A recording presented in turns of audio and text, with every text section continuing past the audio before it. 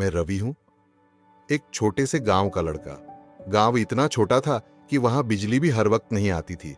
पढ़ाई के लिए कभी मोमबत्ती जलानी पड़ती तो कभी लालटेन। लेकिन मेरे सपने वो बहुत बड़े थे। बचपन से ही सब कहते थे, गांव का लड़का है, ज्यादा मत सोच, यही खेतीबाड़ी कर ले। लेकिन मैं सोचता था, अगर सपना देखने की हिम्मत है तो पूरा करने की भी होगी। एक दिन मेरी किस्मत बदली। किसी ने मुझे एक पुराना स्मार्टफोन दे दिया। स्क्रीन टूटी हुई थी, बैटरी जल्दी खत्म हो जाती थी, लेकिन मेरे लिए वो खजाने से कम नहीं था। उस छोटे से फोन पर मैंने YouTube खोला।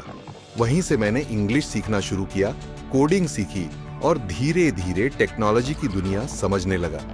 गांव वाले समझते थे कि मैं गेम खेल रहा हूं, लेकिन मैं जानता था ये मोबाइल ही मेरी जिंदगी बदलने वाला है। जब मैं कॉलेज पहुंचा तो सचमुच शौक लगा। सबके पास अच्छे लैपटॉप थे, ब्रांडेड कपड़े थे, इंग्लिश में बातें करते थे। मैं एकदम अलग था। शुरुआत में बहुत शर्म आती थी, लेकिन फिर मैंने ठान लिया, डरकर पीछे नहीं हटूंगा, सीखूंगा और आगे बढ़ूंगा। मैंने लाइब्रेरी में घंटे बिताए, कोडिंग की प्रैक्टिस की, बिजनेस के बारे में पढ़ा। धीरे धीरे मेरे दिमाग में एक आइडिया आया, क्यों ना एक ऐसा ऐप बनाऊं जो किसानों को सीधे बायर से जोड़े, ताकि उन्हें अपनी फसल का सही दाम मिल सके। फिर शुरू हुआ असली स्ट्रगल। मैंने इन्वेस्टर्स को मेल किए, 10 बार, 20 बार, हर बार जवाब वही, सॉरी, नॉट इंटरेस्टेड।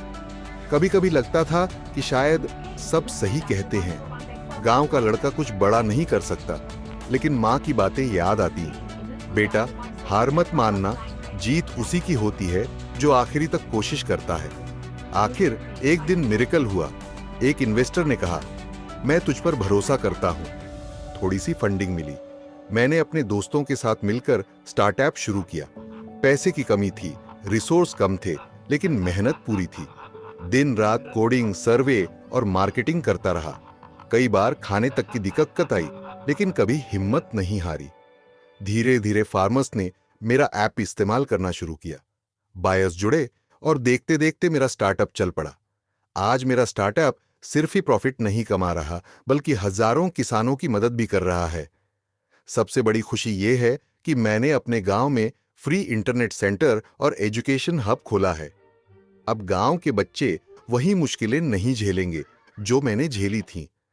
और आज जब मैं अपने गांव में बच्चों को कंप्यूटर पर पढ़ते देखता हूं, तो दिल से सिर्फ एक बात निकलती है, सपने सिर्फ बड़े शहरों में नहीं जन्म लेते, कभी कभी वो छोटे से गांव की मिट्टी से भी निकलते हैं।